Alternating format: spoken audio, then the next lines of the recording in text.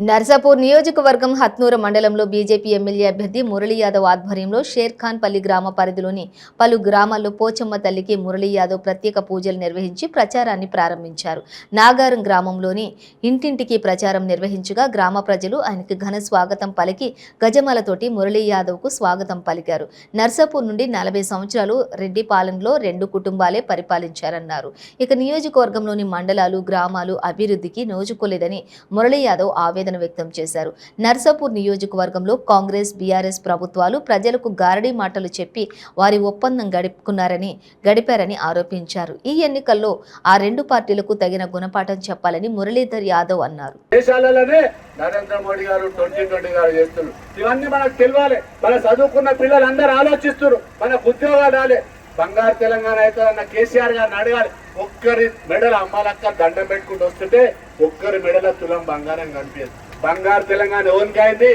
కేసీఆర్ బిడ్డకు అయింది. Liquor mafia అయింది. మనం అందరం అడగాల్సిన అవసరం ఉంది. కాళేశ్వరం కడతా అన్నావు, 4 సంవత్సరాల కాళేశ్వరం దోసుకున్నావు, మొత్తం ఇప్పుడే కుంగిపోయింది. కేసీఆర్ నువ్వు ఎట్లా అడుగుతావు ఓటని అడుగుతున్నావు. ఎన్నిసార్లు మాయ మాటలు చెప్పి మా ప్రజలను మోసం చేస్తావు, మమ్మల్ని మోసం చేస్తావు.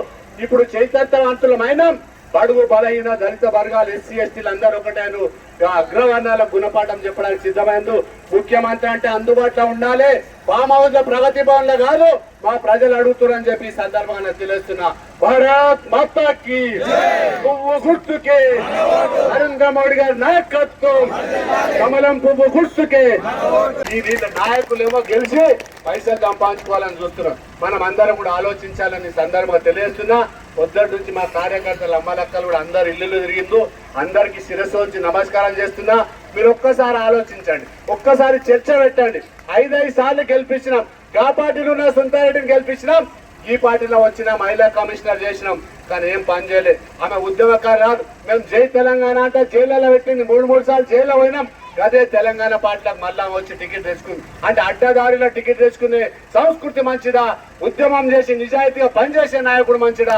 మనం అందరం తెలుసుకోవాలని సందర్భంగా తెలియజేస్తున్నాం. కాబట్టి ఇవాళ నికాలసైన ప్రభుత్వం భారతీయ జనతా ప్రభుత్వం. భారతీయ జనతా పార్టీ రైతుల కోసం ఆలోచిస్తుంది, విద్యార్థుల కోసం ఆలోచిస్తుంది, ఇవాళ చంద్రయాన్ కోసం ఆలోచిస్తుంది. కరోనా సమయంలో నరేంద్ర మోడీ గారు వ్యాక్సిన్ ఇంటింటికి పంపించి అందరికి మందులిచ్చి కాపాడుకున్నారు. ఎవరం అడగలే. ఇవాళ మన దేశంలో దాకా విదేశాలకు మందులు పంపించే పరిస్థితి మన దేశం వచ్చింది. ఇవాళ గెలిపిస్తుంది. 25 ఏళ్ల నుంచి మీరే రాజ్యం ఎలా పడుతుంది. ఈ గ్రామాలకు ఏం చేసినా కూడా చెప్పాలి. హత్నూర మండల్ రోడ్డు పలుగు మీద పోషమ్మ కాడికి ఇప్పుడే వస్తుంటే చెప్పారు. మేము పొద్దున దండం పెట్టుకొని వస్తుంటే అన్నకి గుడికాడికి జాతరలు చాలా మంది వస్తారు, మొక్కులు ఉన్నోళ్ళు. గాడికి బస్సు వస్తలేదు, రోడ్డు చక్కలేదు. నేను నర్సాపూర్కి వెళ్ళి హైదరాబాద్ పోతే ఎంత టైం పడుతుందో మా నర్సాపూర్కి వెళ్ళి పలుగు మీద పోషమ్మ కాడికి రానికి అంత టైం పడుతుంది. చేతి మట్టి గుంతలు ఉన్నాయి. ఎన్నికలు వచ్చినా అడుగుతారు తీర్తారని డాంబర్ రోడ్డు మీద మట్టి పోసింది. గిరిగాల పరిస్థితి మనం ఆలోచించాలి. ఇలా చదువుకున్న విద్యావంతులు ఇక్కడ ఉన్న వాళ్ళు అందరూ కూడా ఆలోచిస్తారు. ఇక కారు గుర్తోళ్ళకి చేయి గుర్తోళ్ళకి ఎందుకు ఓటేయాలి? ఇవాళ కేంద్రంలో నరేంద్ర మోడీ ప్రభుత్వం ఉన్నది. ఇవాళ దేశ ప్రధాని నరేంద్ర మోడీ ప్రపంచ దేశాలు మెచ్చే విధంగా రైతు ప్రభుత్వంగా చేస్తుంది.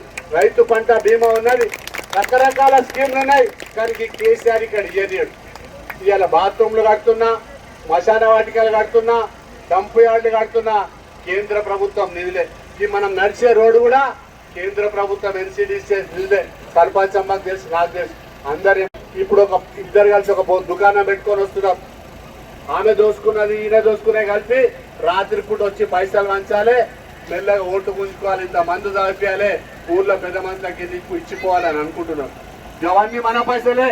కంపెనీలో పట్టి దోసుకున్న పైసలే తీసుకోవాలి.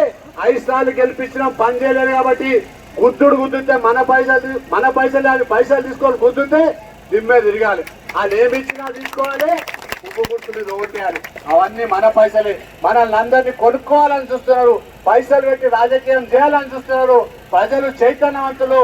ఈ గ్రామాల పంటే మన రోడ్లు పనులు అయినా అంటే స్వర్గీయ విఠల్ రెడ్డి గారు చేసిన పనులు ఉన్నాయి. ఏ మాట కామాట కమ్యూనిస్ట్ పార్టీలో ఉన్నా అధికారంలో లేకున్నా సరే విఠల్ రెడ్డి గారు ఊరు తిరిగారు. ఆయన ఎప్పుడు అధికారంలో లేడు, ప్రతిపక్షంలోనే కమ్యూనిస్ట్ పార్టీ లీడర్గా ఉన్నాడు. అయినా పనిచేసు. వీళ్ళు ముఖ్యమంత్రుల దగ్గర సునీతా లక్ష్మారెడ్డి, చచ్చిపోయిన రాజశేఖర్ రెడ్డి, కిరణ్ కుమార్ రెడ్డికి దగ్గర, ఇప్పుడున్న మదన్ రెడ్డి గారు, ఇప్పుడున్న కేసీఆర్ దగ్గర అడుగుతున్నారు. మీ అందరికి నేను మాట ఇస్తున్న పబ్లిక్ ముందర తప్పకుండా మొట్టమొదటి పని ఈ గ్రామాలను జిన్నారమణాలు కలుపుతాం. మనందరం కూడా ఆలోచించాలి. వాళ్ళ కోటేసి మనల్ని అడుగుడు కాదు. వాళ్ళ టీఆర్ఎస్ వాళ్ళు ఎన్నికలలో చెప్తారు గాడిది గడ్డేసి బర్రె పాలు పెడతారని. మీకే ఓటేసినాం కదా సుంతమ్మ గారు, మదన్ రెడ్డి గారు, మీరు అలాగా పోటీ చేసి కాంగ్రెస్ పార్టీ పని చేస్తే కానీ టీఆర్ఎస్ పార్టీని చేసినాం. టీఆర్ఎస్ పార్టీలోకి వచ్చి మహిళల కమిషనర్ అయినావు, అంతమూడు మహిళా మంత్రి అయినావు. ఎంతమంది మహిళలకు పెన్షన్లు ఇప్పించు, ఎంతమంది మహిళలకు ఉద్యోగాలు ఇప్పించు. ఇంటికి ఒక ఉద్యోగం అన్నారు, మీకే ఉద్యోగాలు వచ్చినాయి. కేసీఆర్ గారు ఏం చెప్పిండు? చాలా చెప్పిండు. లీస్ట్ ఇంత ఉంటుంది. మొదటి మేనిఫెస్టోలు అన్నాడు, రెండో మేనిఫెస్టోలు అన్నాడు. ఊరూరికి బస్సు వస్తుంది, ఇంటికో ఉద్యోగం వస్తుంది. ఇవాళ గ్రామాల పరిస్థితి చూస్తే బిక్కుమనే పరిస్థితి. ఇవాళ గ్రామ పంచాయతీలకు నిధులు లేవు. సర్పంచ్ గెలిచిన వాళ్ళు బాధపడతారు. ఇప్పుడే సర్పంచ్ అమ్మ కలిసింది, ఏం చేయాలి పనిచేయలు చేసిన బిల్స్ వస్తలేవు. నేను కూడా నర్సాపూర్లో మున్సిపల్ చైర్మన్ ఉన్నా. ఈ ప్రభుత్వంలో నిధులు రావు, మాటలు ఎక్కువ ఉంటాయి, మాటలు కోటలు దాటుతాయి, కాళ్ళు తంగేలు దాటాయి. మసి ఊసి మారేడుగా చేసే మాటలు చాలా చెప్తారు ఎన్నికలలో. ఇప్పుడు గెలిచిన నాయకులను మళ్ళీ వస్తున్నారు. అప్పుడు ఆమె, ఇప్పుడు ఈమె, ఇప్పుడు ఇద్దరు కలిసి వస్తున్నారు మళ్ళా. అప్పుడు ఆమె చేయాలి, ఇప్పుడు ఈయన చేయాలి అడుగుతారని ఇప్పుడైతే ఇద్దరం కలిసి చేస్తాం. అప్పుడు అలాగాలా ఉన్నామని చెప్పి ఏం చేస్తారో గ్రామాలలోకి వస్తే అడగాలి. ఒకసారికి